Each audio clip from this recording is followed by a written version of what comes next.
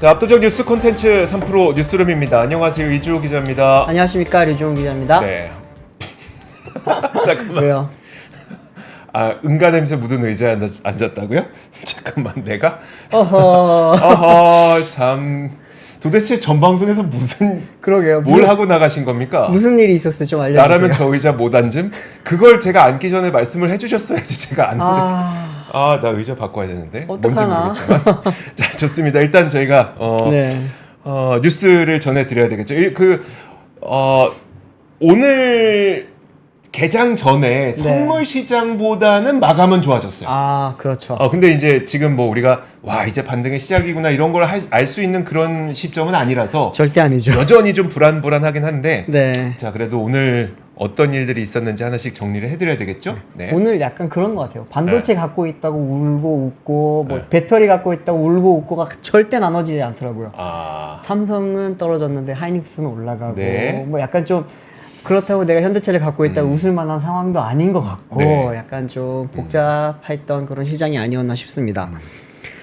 오늘 첫 번째 뉴스는 제가 준비를 했는데 너무 더웠잖아요. 오늘도 지금 너무 덥고 낮에는 진짜 덥습니다. 아침에 살짝 좀 시원한 바람이 분다고 해서 이렇게 긴팔 입고 나왔다가는 이제 낮에 피를 보는 거죠, 진짜. 그렇죠. 저희 같은 땀쟁이들은 쉽지 않은 지금 이제 계절인데 지금 8월 달이 사실 역대급 더위가 있었잖아요. 그랬던 덕분인지 전기 요금도 역대급으로 지금 나올 거라고 이야기가 나왔습니다. 오늘 이제 한국전력에서 발표를 했는데요. 이제 지난달 주택용 전기의 가구당 평균 사용량이 363kWh로 작년보다 이제 9% 정도 증가했을 거라고 이야기를 했습니다.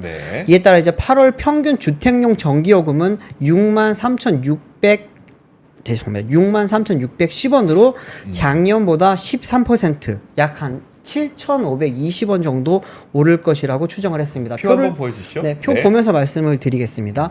이렇게 보시면은 사용량은 9% 늘었는데 요금은 13%가 늘었습니다. 결국에는 이제 누진세 때문인데요. 이게 누진세의 영향이 있다 보니까 여름에는 우리가 에어컨 많이 틀잖아요. 그러다 보니까 누진세 때문에 내가 실제로 사용한 양보다도 조금은 더 많이 낼 수밖에 없는 상황이라고 보시면 됩니다. 지금 이렇게 되다 보니까 많은 분들이 화가 오늘 또 많이 나셨을 것 같은데, 실제로 이제 옆에 보시면은 하계 주택용 전기요금 누진제를 한번 보시면요. 기본 요금이 이제 3,000kWh 이하일 때는 가구당 910원을 내게 됩니다. 그러다가 300입니다. 301kWh부터 450kWh까지는 1,600원이 되고요. 기본 요금이. 그리고 이제 450kWh를 초과를 하게 되면은 기본 요금 자체가 7,300원이 됩니다. 이러다 보니까 이제 많이 쓰면 많이 쓸수록 훨씬 많이 내게 되는 그런 상황이 되다 보니까 이게 좀 많이 좀 불편하다라고 하는 분들도 있고요. 이게 결국에는 예전에는 6단계로 나눠져 있었거든요. 그랬다가 이제 얼마 전부터는 3단계로 나눠지면서 이게 조금 누진세에 대해서 우리가 조금은 너무 많이 내게 되는 거 아니냐. 쉽게 말하면 소비자들한테 너무 불리한 누진제가 지금 적용이 되고 있다. 이런 지금 비판들도 많이 나오고 있습니다. 근데 이제 전기를 많이 쓰다 보니까 그런 거기는 한데, 이게 결국에는 작년에 좀 작년이 아니면 죄송합니다. 저번 여름에 폭염이 좀 심하다 보니까 이런 일이 있었거든요. 실제로 기상청에 따르면 지난달에 이제 폭염 일수가 총 16일이었다고 합니다. 이거 같은 경우에는 2016년 16.6일에 이어서 관련 통계를 집계한 이후 두 번째로 폭염일이 많았던 여름이라고 합니다. 또 이제 지난달 열대야수는 11.3일로 이제 통계 집계 이후 처음 두 자릿수를 기록을 했다고 해요. 사실 우리가 뭐 밤에 잘 때는 보통 많이 안 틀 수도 있잖아요. 안 더우면은. 그런데 이제 올 여름 같은 경우에는 밤에도 너무 덥다 보니까 밤새 틀어놓은 거예요. 그러다 보니 실제로는 이제 낮에도 틀고 밤에도 틀고 에어컨을 계속 틀 수밖에 없었던 상황이다 보니까 이런 지금 누진세에 대해서 좀 많이 영향을 받은 거 아닌가라고 하는 이야기가 나오고 있습니다. 그러니까 여름에 워낙 이제 한낮에 굉장히 더웠었고 그 복사열이 땅에서 계속 있으니까 밤에도 계속 덥더라고요. 그 복사열 때문에. 그리고 한낮 내내 아파트나 아니면 건물들이 다 이제 달궈져 있는 상태였는데 그래서 밤에 딱 자려고 창문을 열어도 계속 더운. 기분 나쁜 뜨거운 바람 알죠? 약간 바람을 이렇게 우리는 맞바람 치면 시원하겠지라고 밤에 이제 문을 열어놓으면은 따뜻한 바람이 이렇게 집안을 다 데우게 되는데 이 누진세에 대해서 지금 좀 많은 형평성 논란이 또 지금 결국에는 일어날 수밖에 없는 게 누진세는 아시겠지만 이제 가정용 전기요금에만 부과가 되고요. 그렇죠. 이제 산업용 전기요금에는 부과가 되질 않습니다. 그러다 보니 이제 많은 사람들이 많이 쓰면 많이 쓸수록 돈을 많이 내는 건데 이거를 왜 산업용에는 부과를 하지 않고 일반 국민들만 다 이렇게 내게 하느냐. 또 하나의 그냥 이제 뭐 그 직접세로서 간접세지만 직접세의 역할을 하게 되는 거 아니냐 뭐 이런 이야기도 좀 많이 나오게 되고요. 근데 그러다 보니까 이게 사실은 그 법원에까지 올라갔었습니다. 누진세 이거 부당하다라고 이제 법원까지 올라갔었는데 작년 3월에 이제 한전에 제기됐던 전기요금 부당이득 반환 청구 소송이 있었거든요. 여기에 대해서 대법원이 현행 주택용 전기요금은 누진제가 정당하다라는 판단을 내렸습니다. 당시 이제 대법원에서 말을 했던 거는 누진제는 전기 사용자 간의 이제 부담의 형평이 유지되는 가운데 전기의 합리적 배분을 위해 필요해 도입된 경우에 해당한다면서 한전의 손을 좀 들어줬고요. 또 이제 지난해 7월 민사소송에서도 법원은 누진제는 자원의 효율적 배분에 기여한다며 주택용 전력 소비자들의 누진제 소송을 기각을 했습니다. 이러다 보니까 이제 누진제 때문에 우리가 더 많이 돈을 내는 거 아니냐라고 하는 이야기를 하는데 한전 쪽에서는 또 다른 이야기를 합니다. 작년에 전기요금을 올릴 때 이제 그때 가정용은 한번 올리지 않고 이제 산업용 전기만 10% 이상 한번 올렸다. 그렇기 때문에 이제 그 부분도 우리가 결국에는 형평성을 고려를 해서 가정용을 올리지 않고 산업용만 올렸기 때문에 단순히 누진제만 가지고 이거를 비교를 하면 안 된다라고 이야기를 합니다. 그런데 지금 한전이 조금은 곤란한 상황에 처해져 있기는 합니다. 왜냐하면 이제 하반기 때 전기요금 인상을 지금 한 번 더 해야 되거든요. 그런 상황에서 지금 8월달 전기요금이 작년도보다도 이렇게 13%나 많이 나오다 보니까 이 요금 인상 자체에 대해서 굉장히 좀 부담을 많이 느끼게 됐고요. 여기에 대해서 좀 안덕근 산업부 장관 자체도 이제 빠른 시일 내에 전기요금을 정상화하려고 노력을 하고 있다라고 이야기를 했습니다. 올린다는 이야기를 안 해요. 정상화라고 하는 이유는 사실은 뭐 많은 분들이 아시겠지만 한전은 너무나 큰 누적 적자가 많이 지금 쌓여 있는 상황입니다. 그러다 보니까 이제 올 상반기 기준으로 총 부채가 202조 8,900억 원입니다. 이런 상황이다 보니까 계속해서 지금 적자가 쌓여왔던 구조였기 때문에 전기요금을 인상을 해서 한전의 정상화를 이뤄내야 되는 게 어떻게 보면은 산업부의 지금 굉장히 좀 목표 중에 하나거든요. 과제예요. 그런데 지금 이렇게 8월달 요금이 많이 나와버렸고 그러다 보니 하반기 요금 인상에 대해서 좀 많이 부담스러워하고 있는 상황입니다. 그래서 한전에서 오늘 좀 이야기를 했던 게 사실 우리나라가 주변에 있는 인근 국가들과 전기요금을 비교를 하면 절반 수준밖에 안 되기 때문에 조금 올려야 되는 게 맞습니다. 하지만 8월달 요금이 많이 나와서 조금은 부담스럽습니다라는 좀 설명 자료를 내긴 했습니다. 여기에 대해서 지금 뭐 우리나라 전기요금이 사실 조금 저렴한 거는 맞기는 해요. 그런데 이제 항상 나오는 이야기는 방금 말씀드렸던 누진제 그리고 산업용 요금에 대해서 지나치게 좀 많이 혜택을 부과하는 거 아닌가라고 하는 그런 비판은 나오고 있는데 제가 제일 항상 걱정되는 거는 한전이죠. 한국전력이 누적 적자가 굉장히 많았었잖아요. 그래서 사실 차츰차츰 그 전기 요금을 한전 말 맞다나 이제 정상화를 시켜서 이 누적 적자를 좀 해소해 나가는 과정을 해야 되는데 사실 원래는 한 9월쯤부터 하려고 했지만 9월까지 더워져 버리니 이걸 언제부터 그러니까 이미 하고 있습니다만 언제부터 다시 가격을 올려야 되나에 대한 고민이 많은 상황인가 봐요. 한전 실적을 그래서 한번 가져와 봤습니다. 아시겠지만 작년 3분기부터 올렸거든요. 그러면 이제 실적이 어떻게 바뀌어 왔냐라고 한번 제가 표를 정리를 해서 왔는데 좀 띄워주십시오. 보시면 이제 작년도 2분기까지 2조 2,724억 원의 적자를 냈습니다. 이게 앞에는 볼 필요가 없어요. 왜냐하면 계속 적자예요.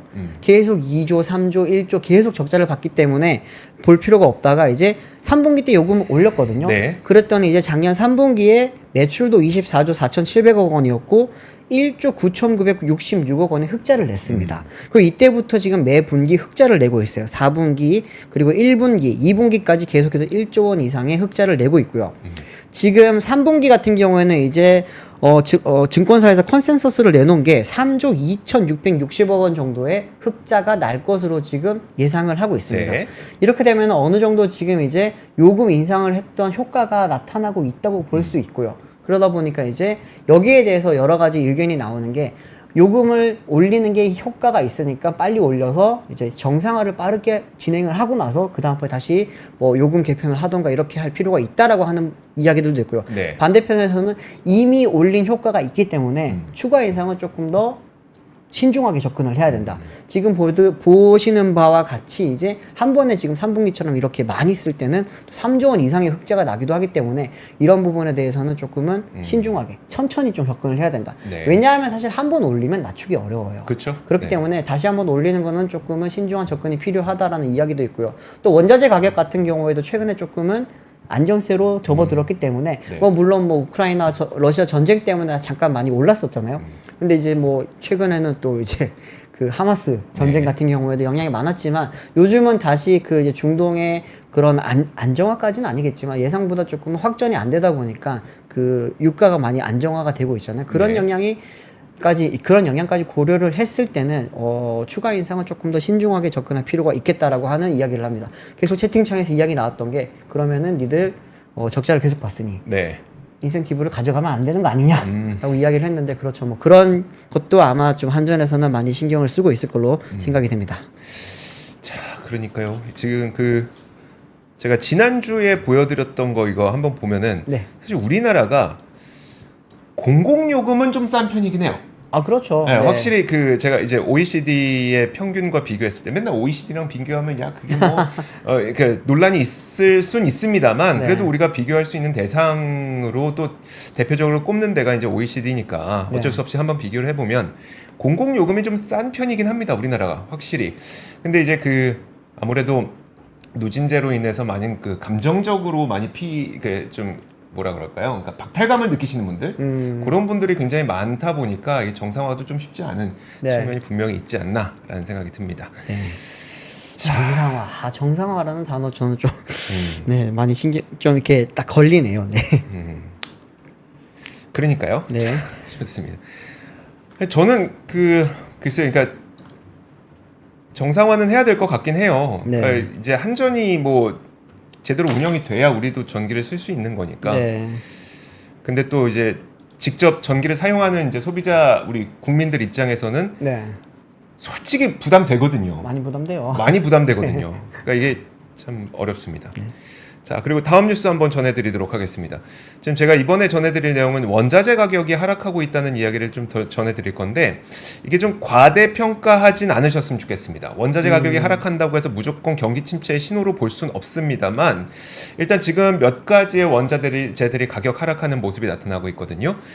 철강석 가격이 오늘 크게 뉴스가 되고 있는데 22개월 내 최저치까지 내려갔다는 소식이 나오고 있어요. 화면 네. 함께 보여주시면 지금 글로벌 철광석 가격이 톤당 $90 이하로 내려간 걸 볼 수가 있거든요. 싱가포르에서 89.96달러까지 내려갔어요. 근데 이렇게 내려갔던 적이 2022년 11월인가요? 이때 2022년 말쯤입니다. 어쨌든 이때 이후로 철광석 가격이 이렇게 내려갔던 적이 없습니다.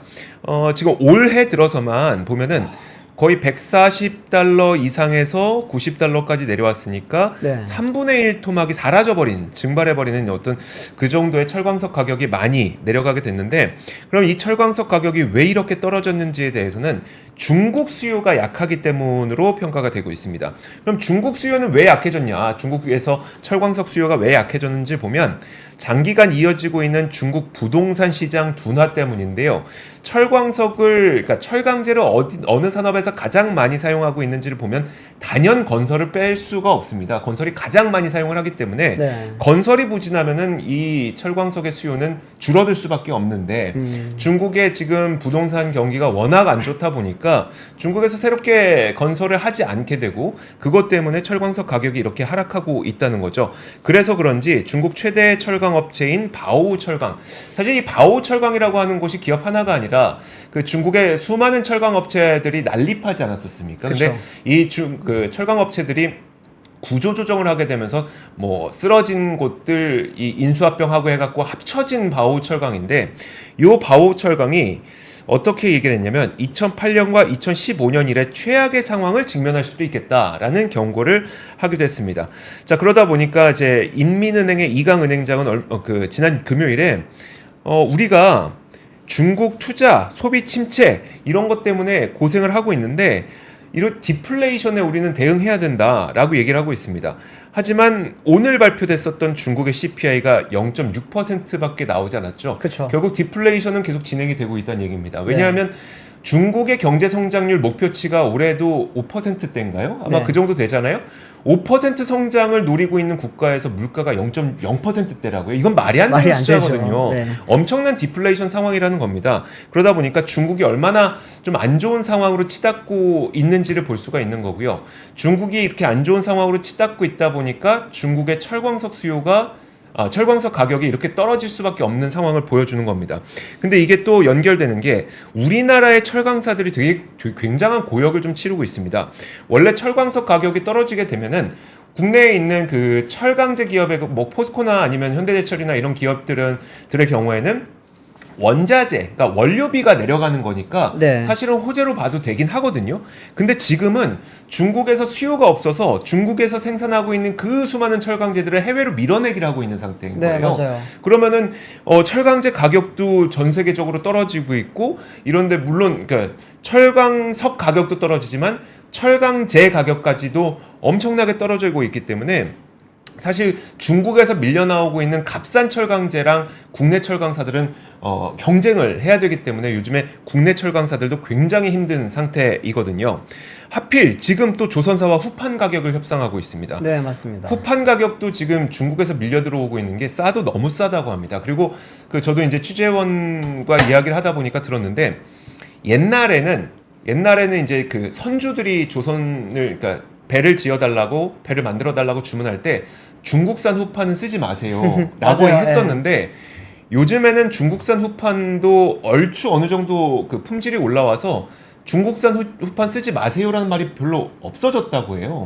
그러면은 이제 조선사 입장에서는 어떻게 보면은 이게 우리나라 후판 가격보다는 중국산 후판 가격이 너무 싸도 너무 싼데 그럼 이거라도 좀 써야 되나라는 생각이 또 들기도 하고 반면에 사실 그 철강사들이 우리나라 조선업 힘들 때 후판 가격을 많이 올리지 않았던 사실 좀 약간의 도움을 줬던 거죠. 도움을 줬던 역사도 있기 때문에 이게 그렇게 우리가 그냥 배신 때릴 수도 없고 굉장히 좀 어려운 상황에 처해 있는 상황입니다. 그래서 지금 중국에서 철강을 밀어내기를 하다 보니까 조선도 고민이 되고 철강사들도 상당히 고민이 되는 참 어려운 상황에 있는데 어쨌든 이 관련된 내용은 저희가 이제 압권 채널에 지난 주말 사이에 또 올라가 있으니까 조선과 철광의 어떤 상황인지 한번 살펴보면 좋을 것 같습니다. 사실 조선사랑 철강사는 약간 파트너 같은 개념이거든요. 사실 수십 년 동안의 파트너였었죠. 그렇죠. 이게 뭐 우리가 다들 알지만 2008년 이후부터 한 16년 동안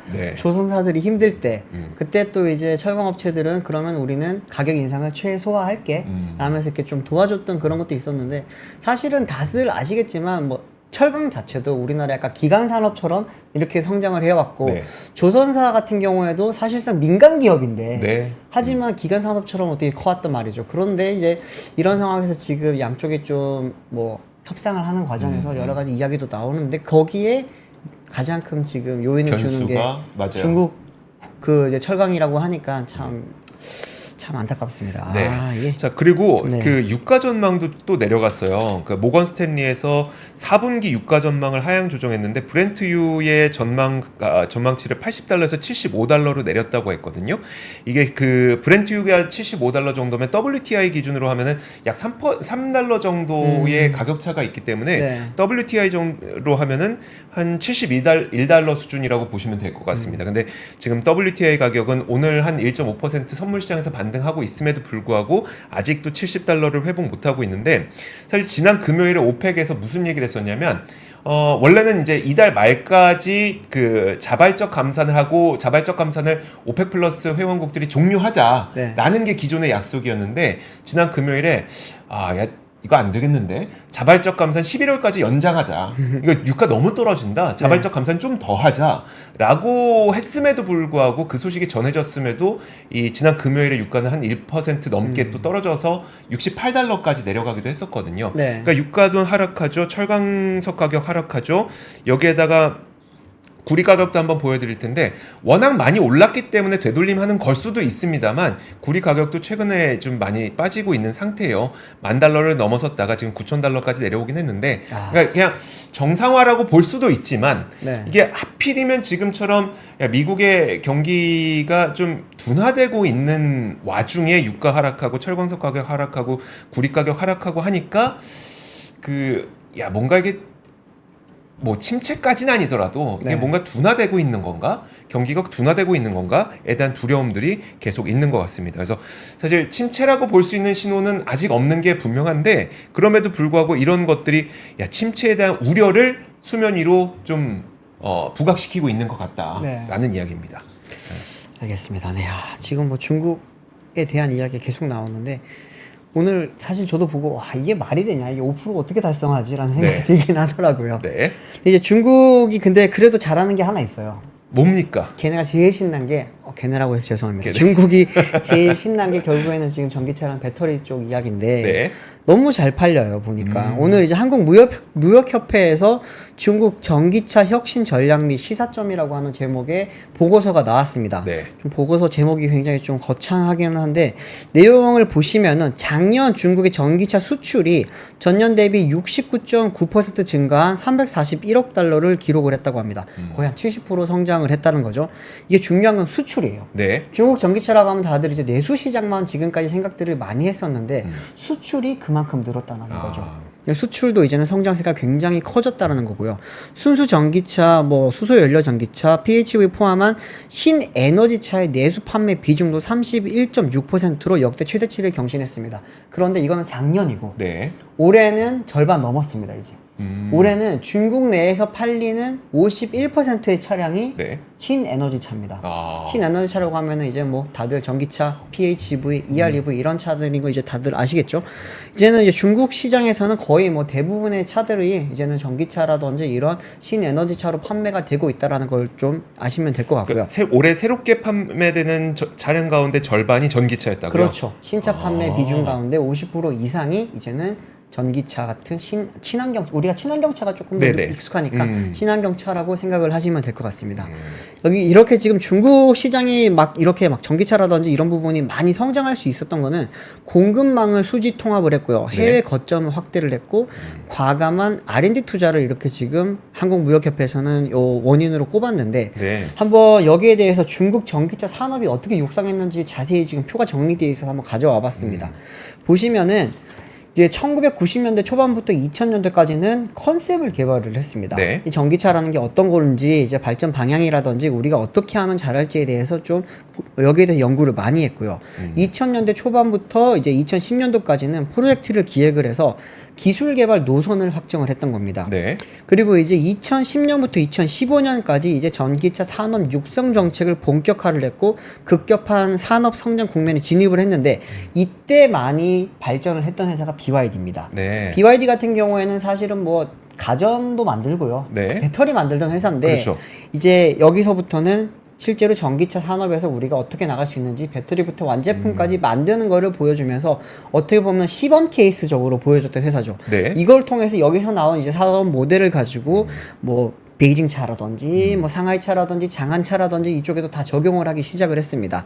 그리고 전환기가 이제 2017년부터 현재까지인데 이때는 이제 신에너지차 정부 보조금 감소에 따라 신에너지차 산업은 정책이 시장을 주도하는 단계에서 시장 스스로 주도하는 단계로 전환했다라고 합니다. 근데 이 부분은 정말 최신 이야기고 불과 작년까지만 하더라도 보조금에 따라서 컸던 시장이고요.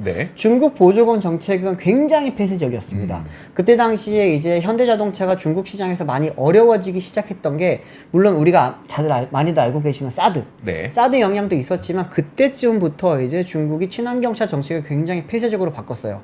쉽게 말하면 하이브리드 차 있잖아요. 우리나라 하이브리드 차 이제 중국에서도 인기가 많았거든요. 근데 그 차는 그때 당시에 LG 배터리랑 SK 배터리 조금 달고 있었거든요. 그러다 보니까 그 차들에 대해서는 우리가 보조금을 못 준다 라고 하면서 그때는 하이브리드 차도 보조금 없으면 잘 안 팔리던 시절입니다. 그러다 보니까 이제 중국 시장 내에서는 아예 국내 이제 국산 배터리와 국산 친환경차가 자취를 감출 수밖에 없었고요. 이게 그때 이제 많이 컸던 회사들이 폭스바겐, 네. 토요타, 뭐 다른 여러 이제 유럽 회사들인데 특히나 폭스바겐 같은 경우에는 중국 배터리를 빨리 적용을 시켰죠. 그때 네. 빨리 적용을 시키고 중국 전용 플랫폼, 중국 전용 모델을 많이 내면서 폭스바겐이 중국에서 굉장히 많이 컸습니다. 근데 그러면서 이제 같이 그때 클 수 있었던 게 중국의 기술을 같이 합작사들이 많았거든요. 네. 그들이 이걸 가져가면서 크면서 이제 왔던 건데 이제 2020년 이후부터는 사실상 이제 중국 업체들 주도로 지금 많이 큰 상황이라고 보시면 됩니다. 중국의 전기차가 얼마나 지금 크냐? 네. 이 아까 수출 시장도 크지만 내수 시장이 정말 크거든요. 그렇죠. 네. 이거를 한번 제가 보기 위해서 표를 하나 가져왔는데 좀 띄워주시면은 이제 S&E 리서치에서 지금 전기차 시장에 대해서 이제 보고서를 냈습니다. 여기 보시면은 왼쪽이 이제 중국을 포함한 거고요. 네. 오른쪽이 중국을 뺀 국가에 대한 그 이제 실적입니다. 한번 보시면은 중국을 포함한 작년에 전체 전기차 판매량은 1397만 대입니다. 네. 그런데 이제 중국을 빼면은 566만 대밖에 안 돼요. 중국만 800만 대 정도 된다고 보시면 되는 네. 거죠. 올해 같은 경우에도 보시면은 7월 달까지 이제 854만 대가 지금 전 세계적으로 전기차 PHEV 포함해서 전기차가 팔렸는데 올해 중국을 빼면은 329만 대입니다. 결국엔 500만 대 이상이 500만 또 대. 중국에서 팔렸다는 거죠. 네. 이게 그럼 성장세는 어떠냐도 한번 보시면은 위는 글로벌 전체고요. 아래는 중국을 뺀 겁니다. 보시면 이제 전체적으로 봤을 때 중국을 포함한 글로벌 전체 전기차 산업 성장률은 20.8%입니다. 아직 많이 크고 있어요. 그렇죠. 네. 그런데 중국을 빼잖아요. 그러면 성장률이 7.1%로 확 줄게 됩니다. 그만큼 중국은 비중도 크고 성장률이 아직까지도 높은 시장이라고 조금 보시면 될 것 같습니다. 이게 중국 업체들이 굉장히 많이 파는 거예요, 사실. 근데 그 보면은 아래에서 중국을 뺐다고 하는데 BYD가 들어가고 지리가 들어간 거는 이건 뭘까요? BYD랑 지리랑 이 업체들이 다 해외로도 판매를 합니다. 아, 지금 우리가 잘 인식을 못 하고 있는데 네. 뭐 특히나 이제 아세안 시장과 유럽 시장에는 좀 많이 들어가 있는 상황이거든요. 그러다 보니까 이제 특히 지리 같은 경우에는 싼 차부터 비싼 차까지 다 있어요. 네. 근데 이들이 지금 많이 판매를 하고 있는 상황이라고 좀 보시면 되겠습니다. 알겠습니다. 알겠습니다. 야, 중국 무섭죠. 음. 네, 무서워요. 네. 우리 잘해야 되는데 우리가. 그러니까 이제 사실 네. 뭐 다른 국가들에서도 어떤 그 산업적으로 볼 때 네. 국가의 주력 산업을 국가 내에서 뭐 보조금을 준다거나 네. 그런 식으로 키워서 경쟁력을 키운 다음에 해외에서 싸우고 이런 네. 것들을 봤지만 중국에서 지금 이렇게 하는 거는 참 너무나도 무섭습니다. 그러니까 이제 다른 나라에서 자꾸 관세를 매기려고 하고 있는 건데. 방금 그 표 잠깐만 다시 띄워주시면 재밌는 걸 하나 말씀드리면은 현대기아예요. 현대기아가 글로벌 전체로 봤을 때는 7위로 지금 나와 있거든요. 네. 근데 이제 중국 시장을 빼면은 3위가 됩니다. 현대기아 같은 경우는 중국을 사실 일찌감치 네. 내려놨었잖아요. 지금 다시 재진입을 하고 있는 상황이긴 한데 이제 그러다 보니까 이게 좋게 말을 하자면은 지금 중국에서 해외 브랜드에 대한 지금 네. 되게 뭐 판매를 떠나는 이탈하는 게 굉장히 지금 높은 상황인데 그러다 보니 폭스바겐이 최근에 공장을 문을 닫는다는 이야기도 나오고요. 네. 뭐 닛산, 혼다도 굉장히 많이 어렵다고 하는데 현대차는 거기에 대한 이펙트는 상대적으로 덜 받고 있는 상황이다. 그렇게 좀 보시면 될 것 같습니다. 네, 알겠습니다. 네. 자, 그리고 다음 소식 보도록 하겠습니다. 자, 오늘 당정이 TMF 사태 재발 방지를 위해서 공정거래법, 그다음에 대규모 유통업법 이런 거를 개정하기로 하자라는 이 정책 협의를 발표를 했습니다. 네. 오늘 정부와 국민의힘이 플랫폼 공정경제 촉진 및 TMF 재발 방지 입법 방향을 주제로 협의회를 열고 합의한 내용을 발표를 했는데 여기 어떤 내용들이 들어가 있는지 한번 보여드리도록 할게요.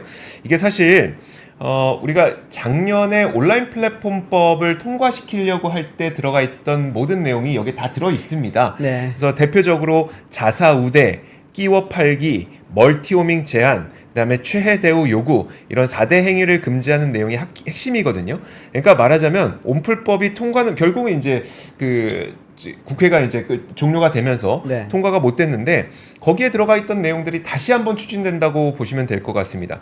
자사 우대의 경우나 뭐 끼워 팔기의 경우에는 자사우대는 이런 거죠.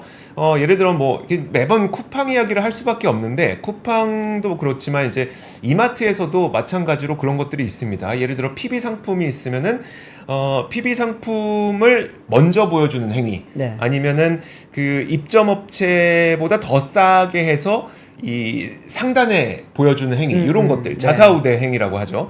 이런 것들을 하거나 끼워 팔기라고 하면은 사실 요거는 아마 이것도 쿠팡에 좀 해당이 되는데, 아니 내가 쿠팡 이츠를 나는 하려고 했던 건 아니고, 내지는 나는 쿠팡 플레이를 보려고 한 건 아니고 그냥 쿠팡만 쓰고 싶은 건데 네. 왜 내 쿠팡 구독료를 높여서 이츠랑 그 다음에 쿠팡 플레이까지 끼워 파냐라고 하는 거, 네. 그것도 약간 걸릴 가능성이 높게 되는 거고요.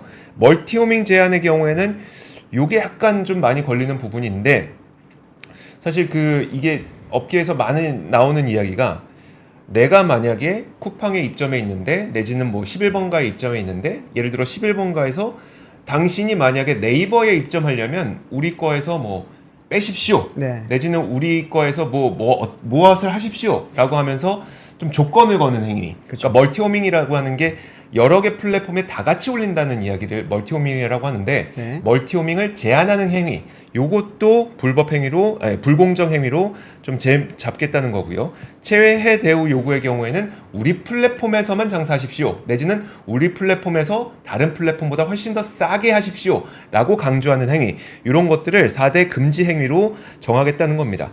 사실 이게 앞서 말씀드렸던 것처럼 작년에 온풀법을 추진할 때에는 이렇게 되면은 국내에 있는 그 플랫폼 기업들만 해당이 될 가능성이 높아서, 그러면 네. 구글, 뭐 알리, 테무 이런 해외 기업들만 키워주는 꼴이 될 거다라고 하면서 온풀법을 반대하는 목소리가 굉장히 높았었거든요. 맞습니다. 하지만 이번에는 지금 보니까 대규모 유통업자로 지정하는 기준을 내놨는데, 거래 지금 안이 있어요. 중개 거래 수익 100억 원 이상, 또는 중개 거래 금액 1000억 원 이상, 혹은 중개 거래 수익 1000억 원 이상, 중개 거래 금액 1조 원 이상, 이 두 가지 안이 논의된다고 하는데, 가장 강력하게 해서 이 중개 거래 금액 1조 원 이상이라고 한다고 하더라도 사실상 모든 이커머스가 다 포함됩니다. 네. 우리나라에서 쿠팡이나 네이버의 경우에는 수십조 원의 거래 금액이 기록이 되고 있고요. 조금 낮은 편인 11번가의 경우에도 1년에 9조 원 정도의 거래 금액을 기록하고 있기 때문에 사실상 국내에 존재하는 거의 모든 이커머스가 다 포함된다고 보면 될 것 같고요. 자, 그리고 정산금에 대해서도 이번에 TMF 사태 때문에 미정산이 일어나지 않도록 온라인 중개거래 플랫폼에서 일정 기간 내에 대금을 정산하도록 의무를 부과하고, 또 그리고 판매 대금도 별도 관리 비율을 100%로 할지 50%로 할지 두 개 안이 제시가 됐다고 합니다. 그래서 이제 이번에 나온 거는 결국은 작년에 온풀법 통과 못했으니까 그건 이제 공정거래법이랑 대규모 유통업법을 개정해서 결국은 시행하겠다라고 하는 건데, 작년에 건 경우에는 이게 사실 힘을 잘 못 받았었거든요. 네. 하지만 올해는 TMF 사태가 있었기 때문에 아마 이번에는 좀 힘을 굉장히 강하게 받을 가능성이 높습니다. 네. 네. 다음 소식은 빠르게 전달드리겠습니다. 네. 다음 소식은 이제 트렌드포스에서 내놓은 낸드 플래시 실적 자료가 나왔는데요. 글로벌 낸드 플래시 2분기 매출액이 167억 9,660만 달러로 전분기 대비 14.2% 증가했다고 합니다. 표 하나 좀 띄워주시면 좋을 것 같은데요. 트렌드포스 쪽의 자료를 보시면은 삼성이 역시나 당연히 1위입니다. 삼성 같은 경우에는 이제 전분기 대비 14.8% 증가한 62억 달러를 기록을 했고요. 이제 SK그룹 같은 경우는 13.6% 증가한 37억 달러, 그리고 이제 키옥시아가 이제 27.7% 증가한 23억 달러 이렇게 지금 기록을 했습니다. 마이크론 같은 경우에는 20억 달러 조금 부족하게 됐고요. 평균적으로는 지금 14.2%가 증가를 했는데, 참 이 순위 변동은 잘 없는 것 같아요, 보면은. 근데 이렇게 지금 성장을 할 수 있었던 거는 이제 트렌드포스 쪽에서 분석하기로는 이제 삼성 같은 경우에 엔터프라이즈 스토리지 제품에 대한 고객 수에 대응을 했다면서도 가전시장 약세로 낸드 플래시 비트 출하량은 전분기 대비 소폭 감소했다라고 이야기를 했습니다. 또 ASP는 20% 늘었다고 했습니다. 네, 그리고 SK 같은 경우에는 PC와 스마트폰 수요는 하향 조정됐으나 AI 수요 증가로 솔리다임의 출하량이 크게 증가했다면서 그 결과 비트 출하량은 소폭 감소했지만 ASP는 16% 늘었다고 했습니다. ASP는 평균 판매 단가입니다. 네. 쉽게 말하면 좀 비싼 제품들이 많이 팔린 덕분에 이렇게 지금 업계의 평균적인 매출이 좀 늘었다라고 지금 말씀드릴 수 있을 것 같습니다. 네, 알겠습니다. 다행히 낸드 플래시는 계속 좀 좋은 상태인가 보네요. 네, 그런 것 같습니다. 알겠습니다. 자, 그리고 단신 하나만 더 간략하게 전해드리면 20대 청년 신용 유의자가 3년 만에 25% 증가했다고 하는데 제가 이거 자료 좀 보니까 은행에서의 그러니까 청년 신용유의자라고 하면 옛날에 우리가 신용불량자라고 불렀던 그 신용유의자라고 보시면 됩니다. 이게 좀 25% 늘었는데 요거 딴 건 아니고 이게 저희 뭐 다른 압권에서도 많이 다 짚어드렸었는데 뭐냐면 만약에 신용불량이 되고 나면 어떻게 손쓸 방법이 없습니다. 근데 젊은 층의 경우에는 아무래도 경제 활동을 덜 해보다 보니까 어쩌지 나 이번 달에 못 갚을 것 같은데 다음 달 이제 못 갚을 것 같은데라고 할 때 막 혼자서 마음 속으로 끙끙 앓고 아니면 뭐 다른 카드사에서 돌려막기 할까 이런 생각만 하시는데 그러지 말고 좀 불안할 때에는 신용회복 지원센터라는 곳도 있고요. 국내 은행들도 방문해 보시면 그런 데에 대한 안전 보호 장치들이 굉장히 많이 준비가 되어 있습니다. 그래서 혼자서 끙끙 앓지 말고 못 갚기 전에 미리 찾아가서 어떤 방법이 있는지 알아보자. 그거 좀 말씀드리고 싶어서 얘기를 드렸습니다. 자, 이렇게 3프로 뉴스룸 오늘 이 시간은 여기서 마무리 짓도록 하겠습니다. 저희는 내일 돌아오도록 할게요. 고맙습니다. 감사합니다. 박근영, 이선영, 사경인, 염승환 투자 마스터들의 세심한 케어로 건강한 투자 습관을 만드세요. 3프로 멤버십 3프로 앱에서 확인하세요.